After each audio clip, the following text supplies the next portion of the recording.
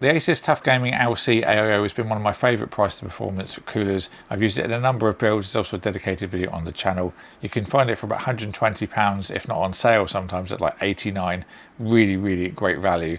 Now, one thing that I did wish that we would see was a 360mm variant, but ASUS have now released the TUF LC 2 that comes in exactly that. Even this is the second generation and the 360. It's going to retail for £149, which I think is a really good price, especially considering you've got obviously the second generation and it's a bigger model as well.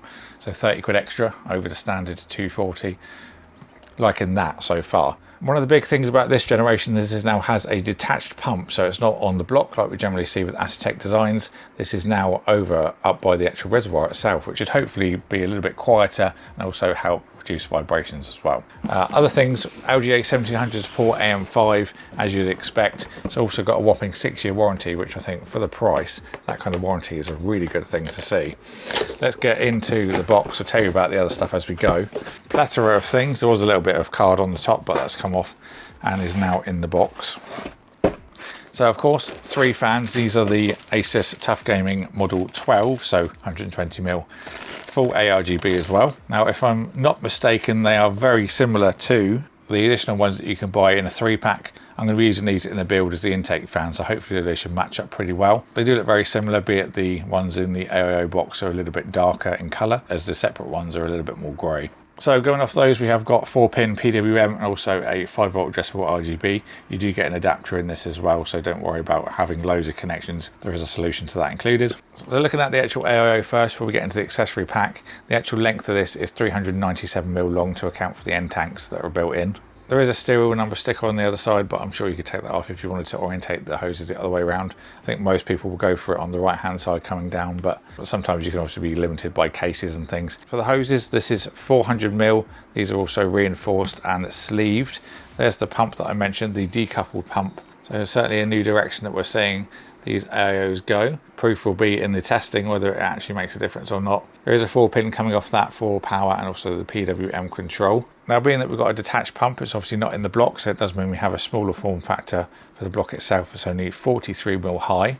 There is ARGB lighting on the other side, a little bit of a peel for protecting it as well. Then of course the ARGB you can control with the header. Other side we've got a nice copper block, no pre-applied thermal paste, but they do include a tube in the box. On the topic of accessories, let's have a look at the plethora of things that are included. So we've got all of our mounting brackets. This supports, like I said, AM5, AM4, LG 1700. You can also do 115X, 1200. For example, this is currently set to B, which is the squarer CPU, so 1200, 115X. And then you can just bring this up to the top, which will then be 1700, so the rectangular CPUs. All of the standoffs and screws to the radiators in these bags. These are the little screws you're going to need to put through the motherboard into the backplate. Then we've got an adapter, so just 3 4-pin PWMs onto one. So saves plugging them into individual ones on the motherboard. And then last but not least, we have the adapter for all the ARGB, so single 5V addressable header onto 4 for all of your fans and the pump. We'll jump to Future Jordan, who can tell you all about the performance and how I got on with installing it. So on to the conclusion then for the ASUS LC2. It's going to be a little bit long-winded, so please bear with me. But if you are looking to buy this, I'm sure you're willing to sit through a little bit more information so you get all the details that you're looking for. We're using the 5800X3D and then the ASUS X570 Pro Wi-Fi 2 motherboard. We've got a Firecooler 530 for our boot drive, and we've also got an RTX 3080 TUF Edition for our graphics card. This is the same setup if you've seen any other cooler videos that I've done, just in a different case. So I've got the fans all set to 1600 RPM, the same as when I test with the U12A.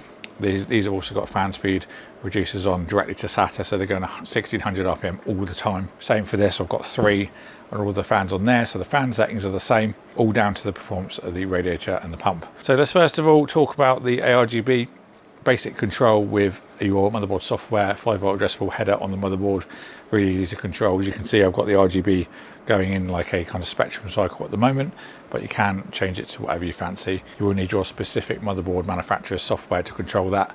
So I'm not really going to go in depth about all the RGB and stuff, because that's down to your motherboard's software that you can control that, rather than what I use, which is ASUS's. So temperatures, we're going to start with the base, which is a Noctua cooler. We had a 76.3 the last time I ran this, and the room temperature was 19 degrees, so that's at Delta at 57.3. That's the important bit to remember. The first time I installed this cooler, I had a high temperature of 87.5, which immediately, you know, alarm bells rung.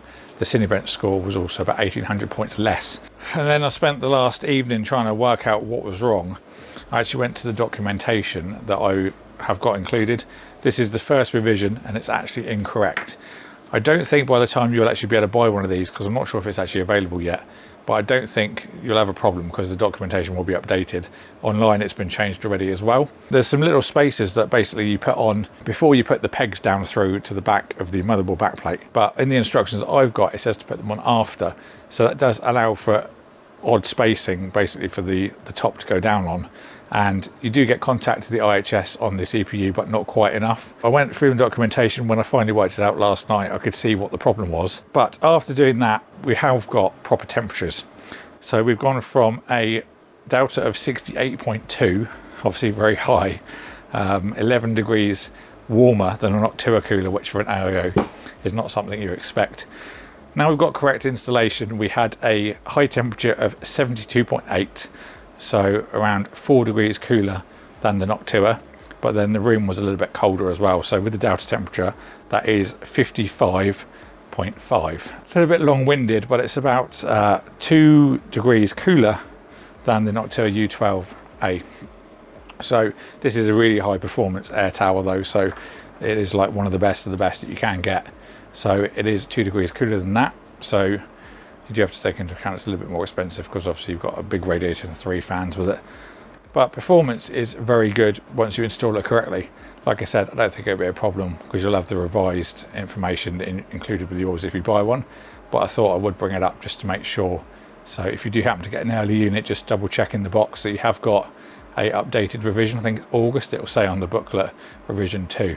If you're under of an average, because a lot of people do ask for average temperatures, this has been sat for about 30 minutes and we have a 37 degrees average. Room temperature is 18.1 when I measured it. A little bit warmer now, but it is later. And that's a delta of 18.9. So very cool when it's just sat. Obviously the fans are at 1600 RPM, but it's not too loud. This is kind of an under load scenario basically. And Cinebench is artificial as well, so it will bring the temperatures a lot higher than general day-to-day use. But yeah, very good overall performance.